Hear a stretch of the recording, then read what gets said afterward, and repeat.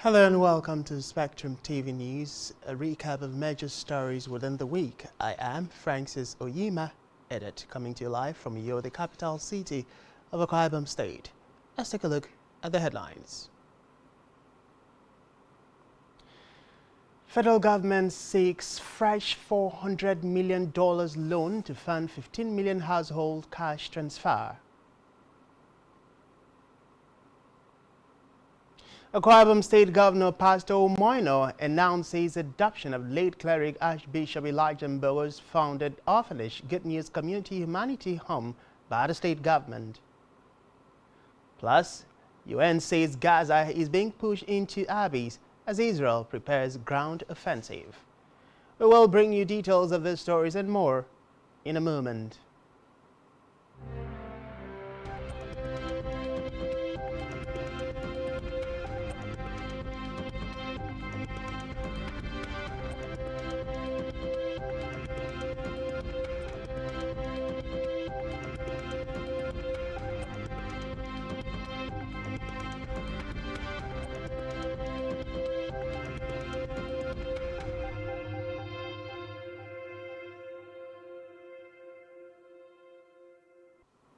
Many thanks for joining us. First, in the recap news, this is a report from the presidency where President Bola Ahmed Tinubu has pulled the Federal Capital Territory Administration (FCTA) out of the Treasury Single Account (TSA), effectively paving way for the Nyesom Wike-led FCTA to utilize the territory's internally generated revenue (IGR) for the development of the nation's capital. At a news conference within the course of the week, Wike also disclosed that the president has approved the creation of the FCT Civil Service Commission to allow for staff career progression.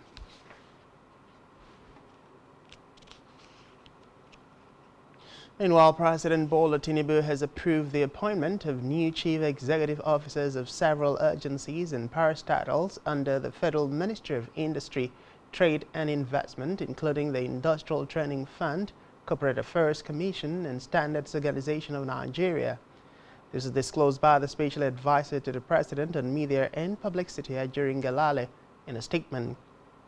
He said the appointments are in line with Tinubu's resolve to base Nigeria's economic revival on the foundation of trade expansion through small, medium and large-scale industry facilitation in the country. According to Ngelale, President Tinubu expects all new appointees in the critical sector to optimally deliver in accordance with the new key performance indicating benchmarks as established by the Federal Ministry of Industry, Trade and Investment. Away from that, the federal government has approached the World Bank for a fresh loan of $400 million for the conditional cash transfer to 15 million households as one of the measures to cushion the effects of petrol subsidy removal on Nigerians. The $400 million will bring to $1.2 billion the amount that the federal government is borrowing from the World Bank for the cash transfer, as it had earlier secured a loan of $800 million for the same purpose. Recall that President Bola Tinubu announced the conditional cash transfer to 15 million households in a nationwide address to commemorate the country's Independence Day on October 1st as part of measures to cushion the effect of the subsidy removal on petrol, which has led to an astronomical rise in the cost of living. He also announced that the federal government would commence the payment of 25,000 naira monthly to 15 million households for 3 months from October to December 2023.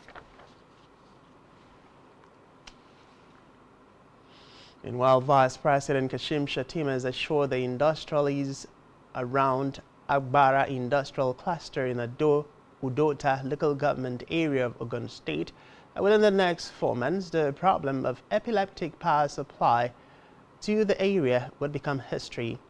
He reiterated the determination of the federal government under the leadership of President Bola Ahmed Tinubu to ensure adequate power supply across the country, especially in industrial clusters. The Vice President gave the assurance during the Agbara Business Roundtable held in Agbara, Ogun State. Shettima said it was embarrassing that the Agbara Industrial Cluster relies on other sources of power supply aside from the national grid, adding that the federal government, through the Niger Delta Power Holding Company, was committed to ensuring that clusters like Agbara benefit from a cheaper means of generating power in the various factories.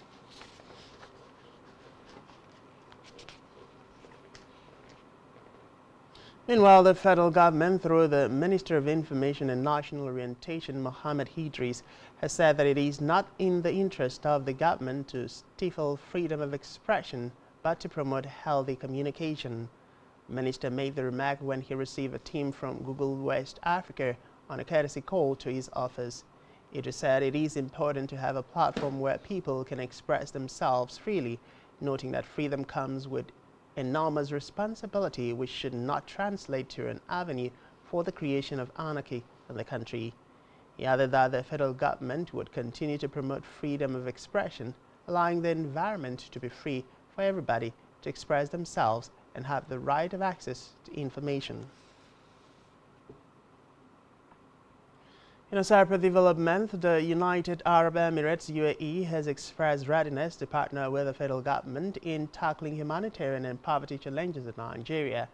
The UAE ambassador to Nigeria, Salim Al-Shamsi, made this known when he led a team from the embassy and North Dubai Foundation to the Ministry of Humanitarian Affairs and Poverty Alleviation in Abuja. The envoy, who described the relationship between his country and Nigeria as symbiotic, said Nigeria remains a strong ally of UAE, and the Arab Emirates would continue to partner with Nigeria in key areas like humanitarian aid, job creation, nutrition, healthcare development, and poverty alleviation.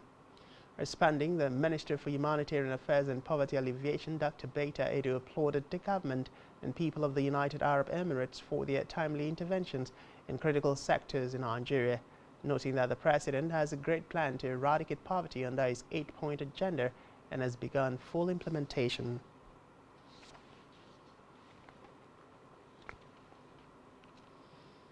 To the Green Chambers now, where the Speaker of the House of Representatives, Abbas Tajuddin, has said that Nigeria is committed to achieving the Sustainable Development Goals (SDGs), stating that the resolve is unshaken. According to a statement by his media aide Musa Krishi, Abbas stated these at the ongoing P20 summit in New Delhi, India, while speaking on Accelerated Sustainable Development Goals (SDG) in Nigeria. The Speaker stated that Nigeria's dedication to the SDGs extends beyond mere rhetoric. He recalled that in 2015, Nigeria embarked on a comprehensive transition strategy from the Millennium Development Goals (MDGs) to the SDGs, which sought to build on the gains made from 2016 to 2020, scaling up implementation between 2021 and 2025, and accelerating progress between 2026 and 2030. The Speaker also recalled that Nigeria established the Office of the Senior Special Assistant to the President on SDG in January 2016. According to him, Nigeria has conducted independent country-led evaluations of SDG 3, Quality Health and Well-being for All, and SDG 4, Inclusive Education and Lifelong Learning for All.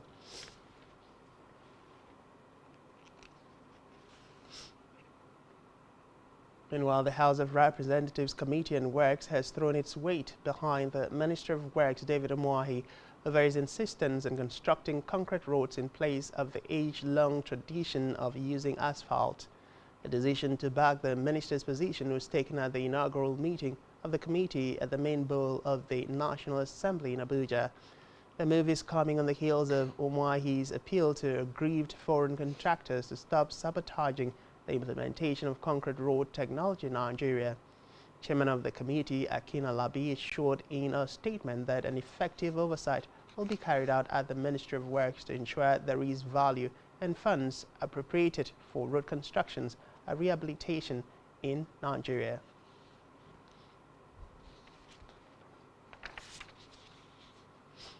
In the meantime, the House of Representatives has passed the Nigeria Audit Service Bill, thereby repealing the Audit Ordinance of 1956, establishing along with it Federal Audit Board, as well as provided additional powers and functions to the Auditor General of the Federation. Reports say when the bill came under the scrutiny on Thursday, 12 October 2023, various contributions and amendments were injected into the law during the committee of the House, presided over by Benjamin Okezie-Kalu.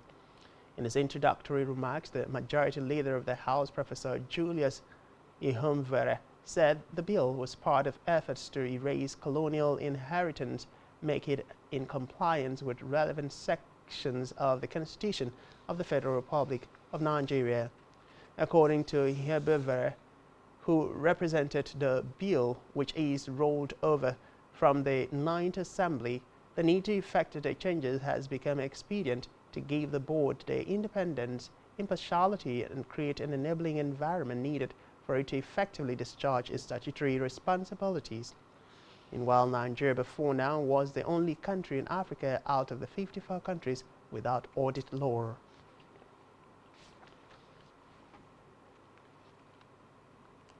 On post-subsidy palliative demands, the Trade Union Congress on Saturday said the suspension of its October 1st nationwide strike was a temporary move. It noted that it remained conditional upon the fulfillment of the promise by the President Bola Tinubu-led administration to fulfill the condition enlisted in the Memorandum of Understanding signed by the federal government and the organized labor.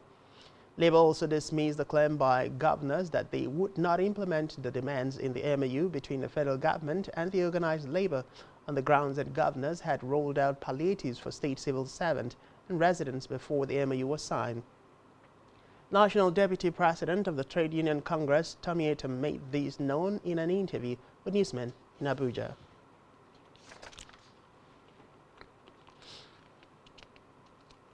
In another development, the Police Service Commission (PSC) has invited interested Nigerians to apply as constables. The Commission, in a statement, also invited applications for enlistment as artisans into specialized fields in the Nigeria Police Force. It said the application portal will be open for 6 weeks from October 15 to November 26, 2023. The specialized fields include medical assistant, veterinary assistant, band section, communications or infotech specialist, driver or mechanic, marine, plumbers, masons, painters, stylers, electricians, welders, and carpenters. A statement added that applicants must be of Nigerian origin, by birth, must possess the national identification number, and must possess a minimum of 5 credits in not more than 2 sittings in WAEC, NECO, or its equivalent with credit passes in English and mathematics.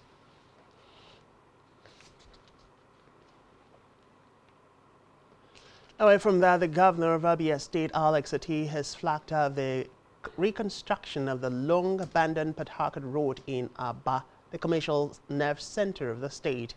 He expressed his unwavering commitment to bringing the road back to its former glory and enhancing its economic viability. At the 6.8-kilometer road's flag-off ceremony at number 1 Port Harcourt Road in Aba, Oti said the reconstruction was not just a political show for short-term gain, but rather a comprehensive effort to restore the road's resilience and economic significance. The governor was joined by his wife, Priscilla Oti, and the Deputy Governor, Ikechukwu Emetu, among other top government officials in the flag-off of one of the most deplorable federal roads in the state, awarded to Julius Berger.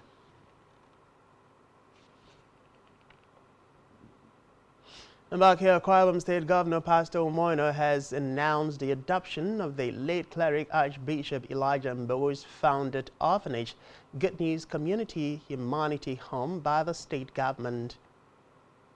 Governor Umoino, who made the announcement during the burial of the late Elijah Mbowe at Gospel Village, Medium Waterside, Abak local government area of the state, therefore directed the Ministry of Women Affairs and Social Welfare to work with the Office of the First Lady of the state on modalities of partnering the Good News community to maintain the late cleric's signature humanitarian project.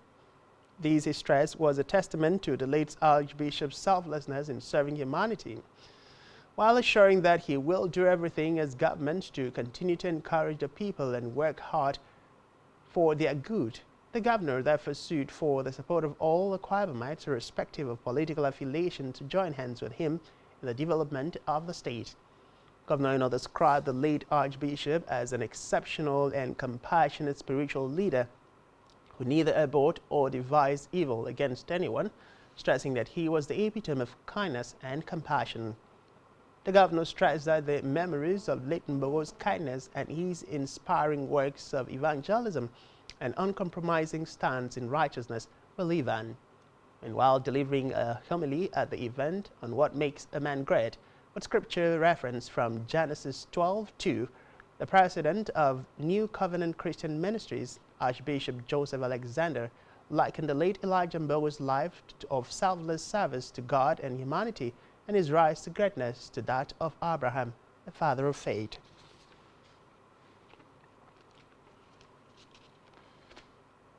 Meanwhile, the Akwa Ibom State Governor, Pastor Moiners, announced that Christ the King Primary School, CKS Wellington Basi Wewuyo, which is currently undergoing remodeling as its pilot model school in the state, will be completed in few weeks for use.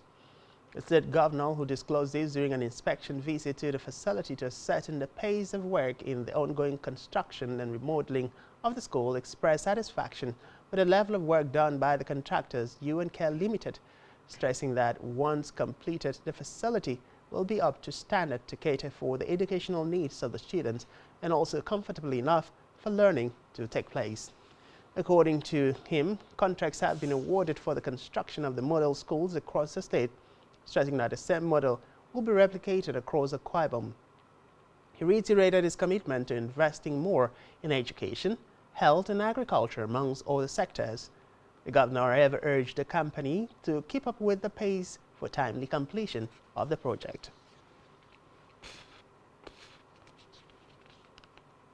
In the meantime, the Akwa Ibom State House of Assembly Committee on Agriculture has embarked on an oversight function to the central abattoir in the state, where they inspected different sections of the livestock market and interacted with the different dealers of Akwa Ibom, Hausa and other extractions of the country to identify areas of lapses towards the aim of ensuring that things work optimally as expected and that there is peace in the state's abattoir, which harbors people of different tribes and tongues in the country. Speaking in remarks at the various sections visited, including the cows, goats and hides butchers section, amongst others, the chairman of the committee, Ubong Ata, noted that the government is sensitive to the plights of indigenous traders in the abattoir and that it is government's utmost commitment to address areas of concerns hampering the smooth running of the abattoir.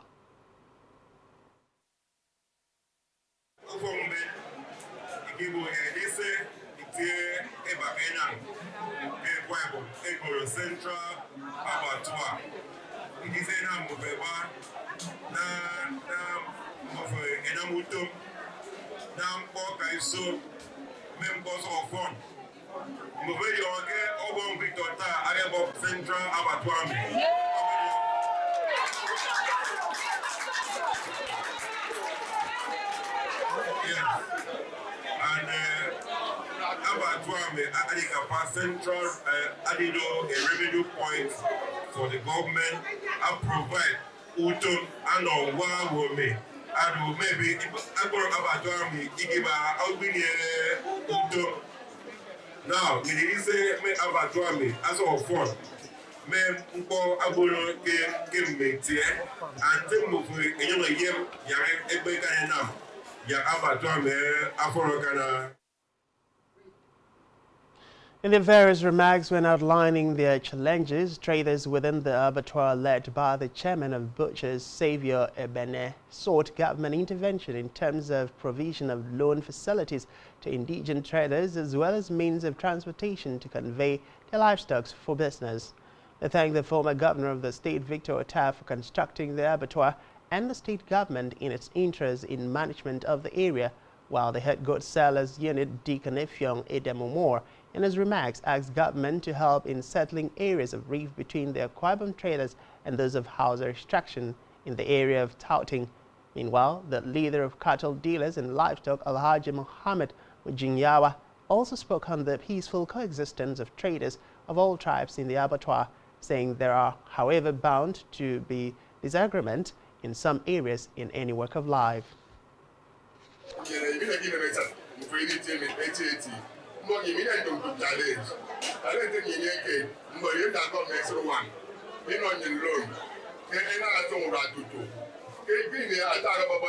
About some years ago, I had a truck. Then I had a train of butchers. They don't know exactly where the truck is. So we don't find him, but our government is one. And you mean one for me. see meeting here challenge. You cannot say on air. So government should come in, anyone in. So it's not easy for them. If I want to say a lot of things there, how do you know you need to have growth and you need to profit? So maybe I have off camera. But then tell them if I want to see it, it's a fine. Government, everyone in Onion, give me all send to can find out any money. If you all send 80, and you can get them, if you want way, I be way I was in Onion. Government, everyone, in I say, oh, why no? I will give my everyone in on the dog by one. Yeah, everyone in Onion, and it's not 2 minutes away. We want to thank the House members led by their chairman, Honorable Ubong Atta, for coming to see us and hear our complaints.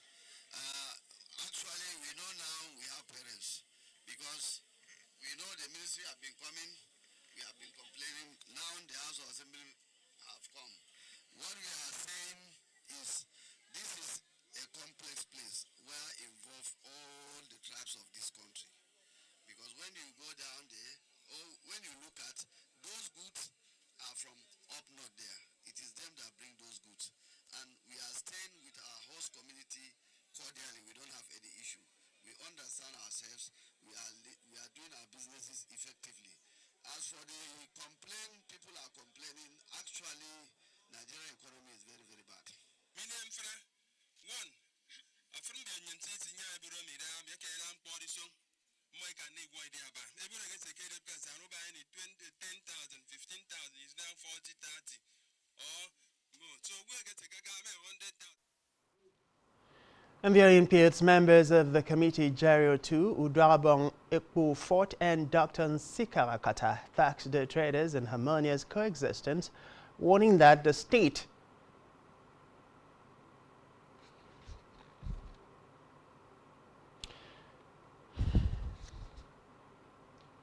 They thank the former governor of the state, Victor Otta, for constructing the abattoir and the state government in its interest in managing the area. At the end of the tour, the chairman of the committee, Ubong Otta, in a brief chat with journalists, praised the outcome of the tour of the abattoir and assured that the government will look into the concerns raised by the traders doing their businesses there in the area of government infrastructural intervention and support through loans.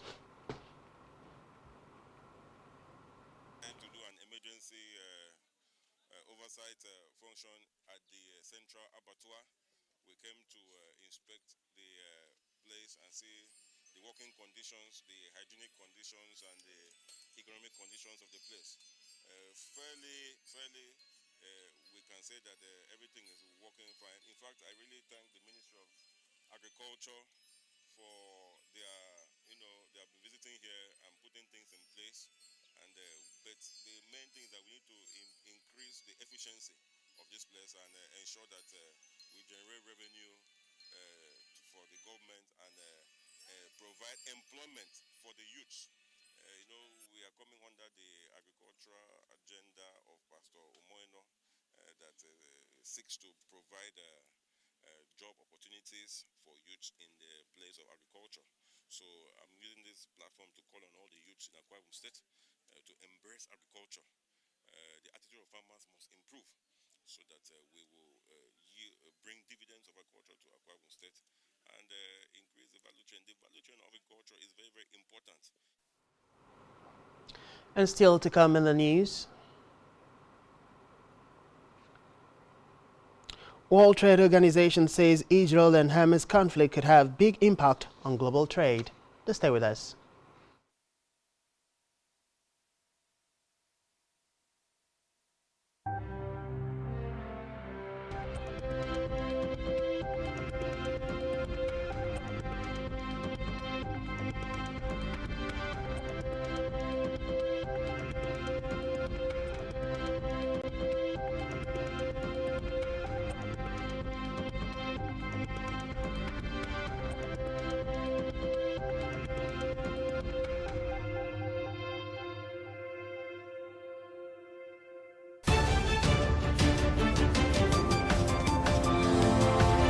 Every day marks a day of significance. That in view of the apology tendered by this former minister who had earlier been cleared by this August Assembly. As we face critical issues, developments and events which shape our social and political landscape here in Nigeria and beyond. Political Spectrum is a program specially designed to help make sense of all the moving parts of developments and occurrences in our nation's polity and political economy. There is nothing wrong with Nigeria, but there's everything wrong. The educational history of public figures holds significance beyond mere biographical details. From executive, legislative and judicial developments at national and subnational levels to international diplomacy and relations. Join us for exclusive interviews with key political figures, expert opinions, analysts, thought-provoking conversations for and against, shedding light on the major issues that matter. We will always keep you updated on the most factual, smartest and unbiased reportage. Stay tuned to Political Spectrum. Political Spectrum. All sides matter at the round table. Political Spectrum. Exclusive to Spectrum Television.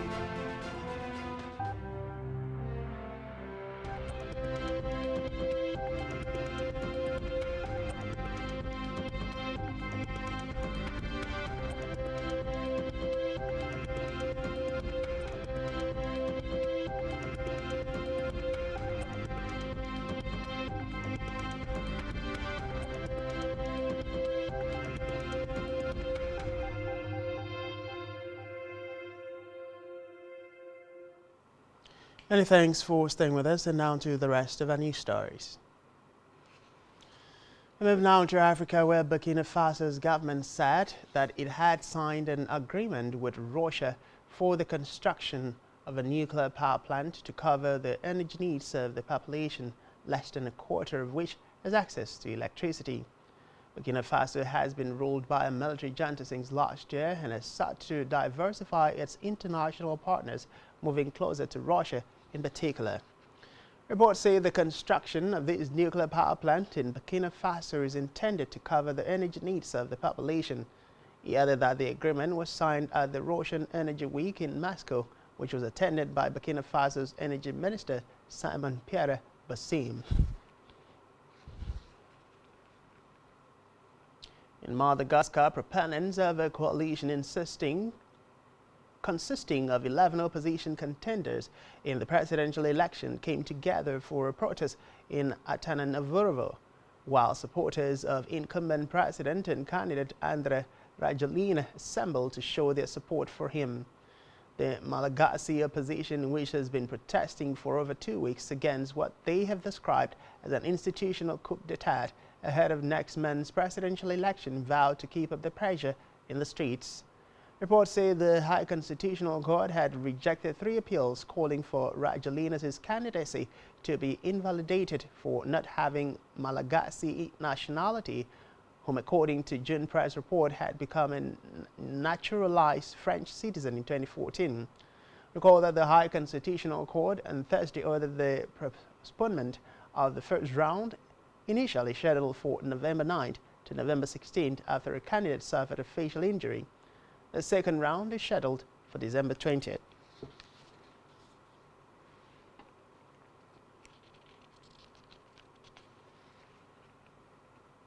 Meanwhile, the Georgian southern Senegalese city of Ziguinchor has cancelled the removal of imprisoned opposition politician Ousmane Sonko from electoral list. Authorities had removed Sonko's name from the list, preventing him from contesting February's presidential election. But the judge's decision means Sonko, who came third in the 2019 presidential election, will be able to contest next year's race. Sonko's lawyers launched a legal challenge on Thursday before a court in Ziguinchor, the city where he was listed and is also a mayor. Recall that the firebrand politician was on June 1 found guilty of morally corrupting a young person and sentenced to 2 years in prison.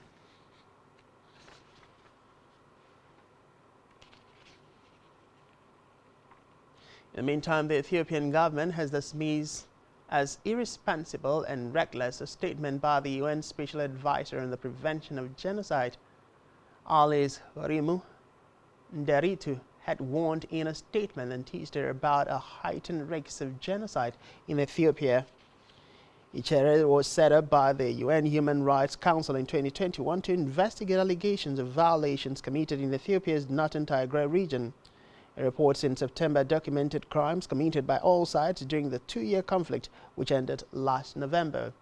A subsequent report warned that serious violations continued in Tigray and in other Ethiopian regions. Meanwhile, Global Human Rights Organization had wanted Ichere to continue and broaden its investigations, but the deadline to extend its mandate expired last week.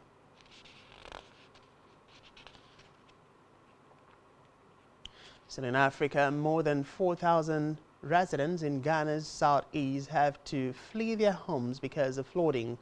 Reports say as a result of the Akosombo Dam overflowing, homes and farms have been destroyed by raging waters along the banks of the river Volta. Meanwhile, essential services have been disrupted, with water and electricity cut off in some of the areas.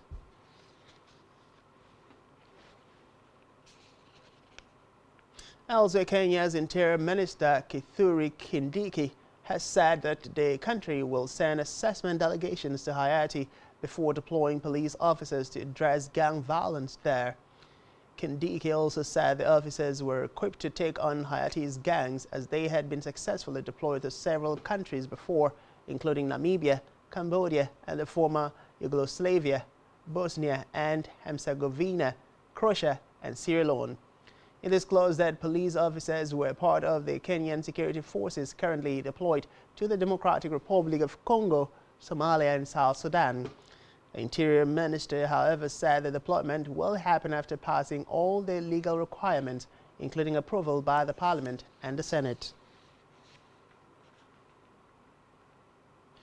Meanwhile, the Democratic Republic of Congo President Felix Tshisekedi has said that DR Congo will reduce restrictions in two conflict-hit areas where a state of siege, essentially martial law, has been enforced for 2 years. President Tshisekedi said in a televised address that he had decided on a gradual and progressive easing of restrictions in the eastern provinces of North Kivu and Ituri, noting that the state of siege was imposed in 2021 in order to suppress unrest in the region. The president added that he would lift a curfew that had been imposed, allow the free movement of people and goods, and restore the right to peaceful demonstration and assembly.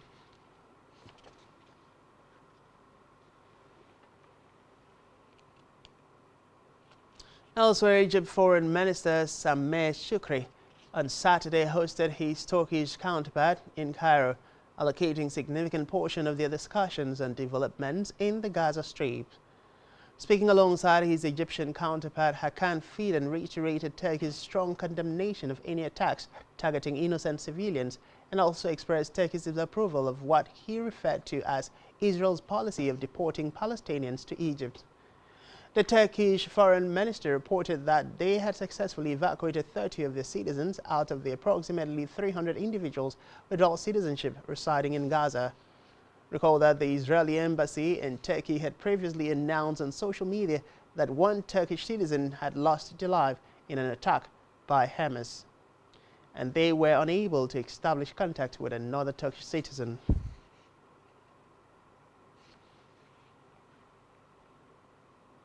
On the foreign scene, the Israeli military will attack by land, air, and sea in a statement. Ahead of an expected ground offensive, the authorities gave no timing or specifics. Israel has warned 1.1 million Palestinians living in North Gaza to evacuate south, and thousands have been fleeing by vehicles or on foot. Meanwhile, the U.S. has sent a second aircraft carrier to the region to deter hostile actions against Israel, while Iran has warned of far-reaching consequences if Israel continues attacking Gaza. This is as the UN's aid agency has said that Gaza is being pushed into an abyss.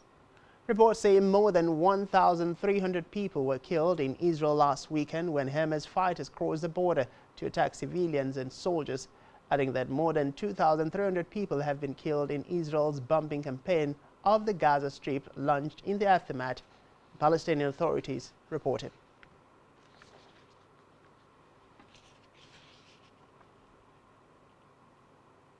And while the evacuation route for Gazans fleeing the north of the territory has opened, and Israel says civilians should travel along the route between 10 and 1300 local time. Reports say the Hamas has told Palestinians to ignore Israel's evacuation order.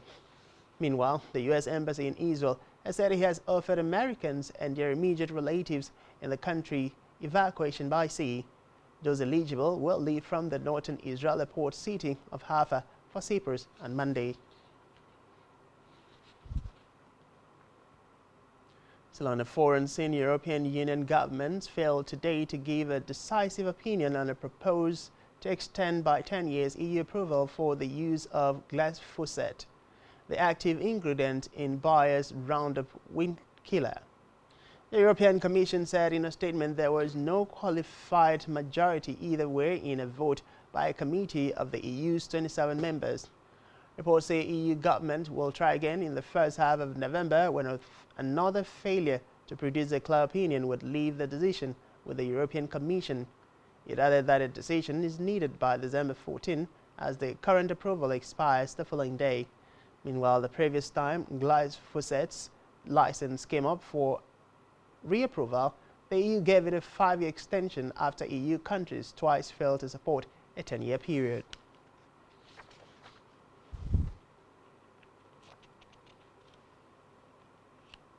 Away from that, 7 people, including a child, have died after a crowded minivan driven by a suspected people's smuggler overturned in southern Germany. Reports say 23 people were in the van, which is designed to fit 9, and the driver attempted to evade police at a road check before losing control near Ampfing in Bavaria. According to reports, the accident happened amid a rise in people smuggling, which has led several Central and Eastern European countries to impose border checks. Meanwhile, police said the vehicle overcrowding contributed to the high death toll. A 6-year-old child was among the dead.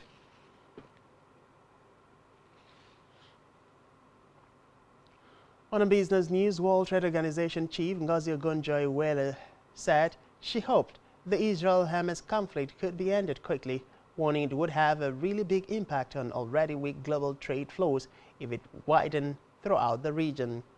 Okonjo-Iweala spoke in Morocco at the annual meeting of the International Monetary Fund and World Bank. He said Middle East violence could add to factors throttling trade growth, including higher interest rates, a strained Chinese property market, and Russia's war in Ukraine. Okonjo-Iweala said global uncertainty was already limiting growth in trade, but that would be further fueled by the sudden onset of war between Israel and the Islamist Hamas group that controls the Gaza Strip.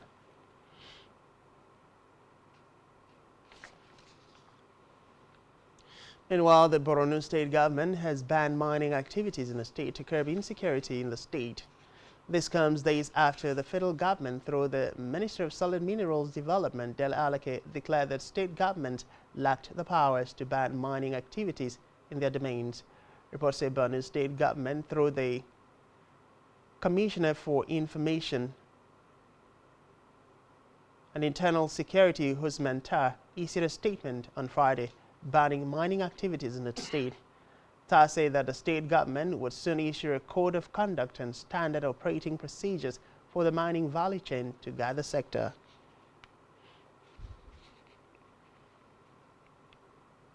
Elsewhere, the Shell Petroleum Development Company of Nigeria on Friday confirmed the October 3 oil spill from its flow station in Peremambiri community, southern Ijo local government area of Bayelsa State. A spokesperson for the SPDC, Michael Adande, said a joint investigative visit JIV to the incident site to unravel the cause and volume of oil discharged into Peremambiri's land and marine environment was underway. Reports say the JIV is a statutory probe comprising representatives of the operator, host community and regulatory agencies that generate a report to show the cause, extent of pollution after every spill is reported.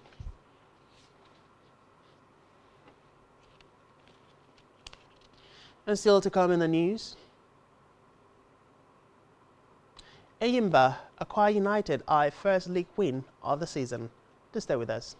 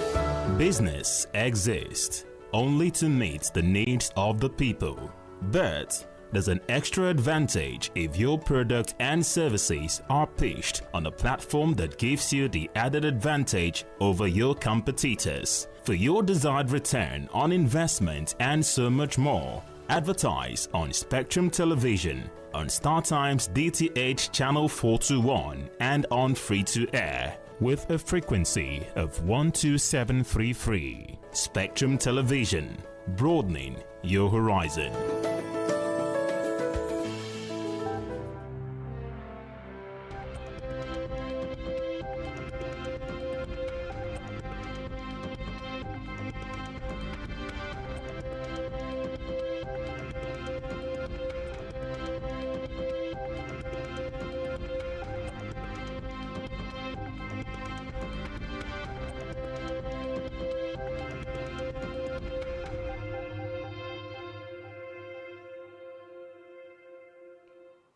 Many thanks for staying with us, and now to wrap up with our news stories.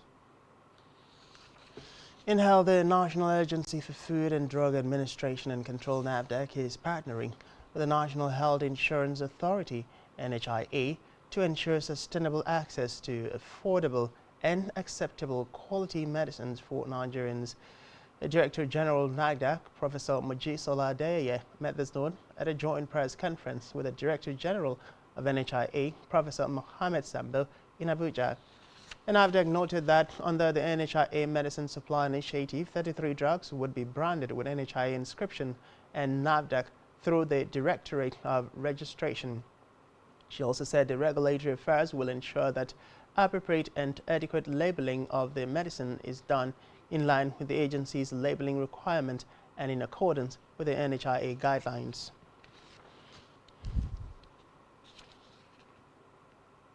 Still in health, a clinical nutrition consultant, Shire Ijewere, has urged Nigerians, especially pregnant women, to prioritize eating meals that include carbohydrates, protein, fats, vitamins, minerals, and water to prevent their children from developing chronic diseases. She advised expectant mothers to eat a balanced diet to lower their risks of birthing children with chronic illnesses like diabetes and heart disease, among others. Ijewere made the call at the 5th Annual International Conference of the Nigerian Association of Foreign Trained Pharmacists held in Lagos State. The consultant explained that certain chronic diseases in children can start developing in the womb before birth. She noted that early life events, including exposure to toxins and lack of appropriate nutrition, can have a lasting impact on the health of a child later in life.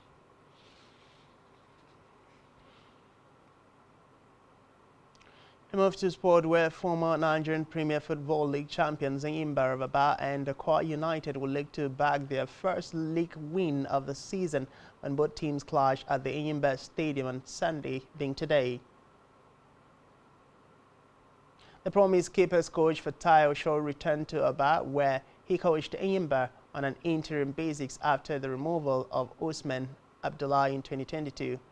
Osho has not returned to Aba as a coach to play against Enyimba since leaving the club in 2021, but he will be bringing a floundering Akwa United team who are yet to get a win this season. Enyimba will also be looking to bounce back from their defeat in Gombe in the presence of their home fans.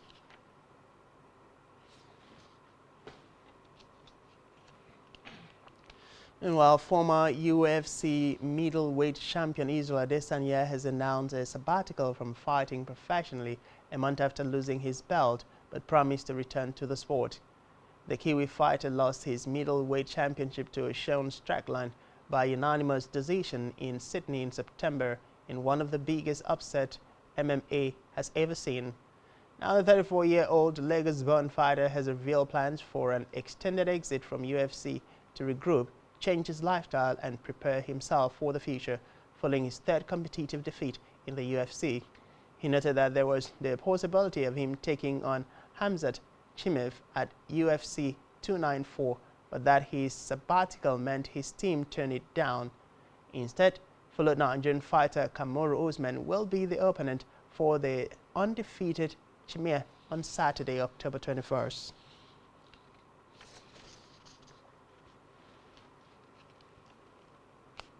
Meanwhile, Qatari banker Sheikh Jassim bin Hamad Al Thani has withdrawn a bid to buy Manchester United. United had announced nearly a year ago that the board was exploring strategic alternatives to enhance the club's growth, with a full sale one of the options. Sheikh Jassim and British billionaire Jim Ratcliffe were the front runners after several rounds of bidding earlier this year, but the process has stalled in recent months despite the anger of supporters towards current owners, the Glazer family. The Americans have owned the English giant since a leveraged takeover in 2005 for £790 million, saddled the club with huge debt.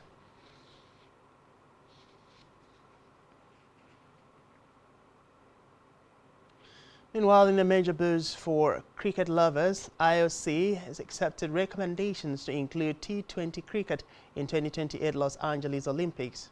Apart from cricket, baseball and softball, flag football, squash and lacrosse are also in the potential inclusion list. If approved, cricket's T20 format will be added in 2028 Olympics. IOC will vote on the inclusion of these sports at its session. The IOC session will take place in Mumbai from October 14 to 16.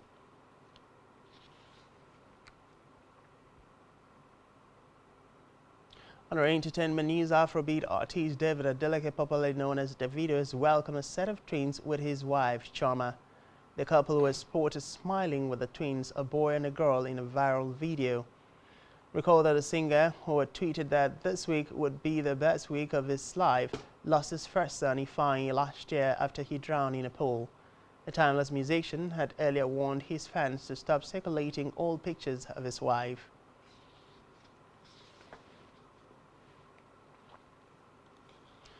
Meanwhile, famous Nigerian singer Ayodeji Balogun, popularly known as Wizkid, has given an emotional speech at his mother's funeral. The singer, in a video on social media, revealed that the pain is profound and it hurts deeply. He described the pain as the deepest he has ever felt in his life. Away from that, BB Niger star Toby Bakre has mourned his friend and co-reality TV star Rico Suave 1 year after his demise. Recall that the late Patrick Fakoya, popularly known as Rico, who was a housemate in BB Niger Double Wahala season, died on October 13th after he was involved in a fatal accident on October 11, 2022. He was 29 years old. Toby took to Instagram to post, "Rest on, my amigo, we miss you." And lastly, on our recap news, American actress and talk show host Jada Pinkett Smith said late rapper Tupac Shakur was her soulmate despite being married to actor Will Smith for 19 years. The mother of two, however, said she and Tupac were not meant to be a couple, stressing that there was no romantic chemistry between them. She spoke in a recent interview with media personality Crystal Jordan.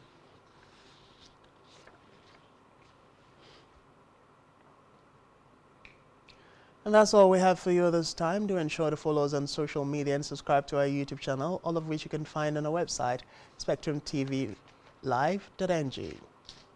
You've been watching Spectrum TV News, a recap of major stories within the week. I am Francis Oyima Ere. For being there, and do enjoy the rest of your weekend.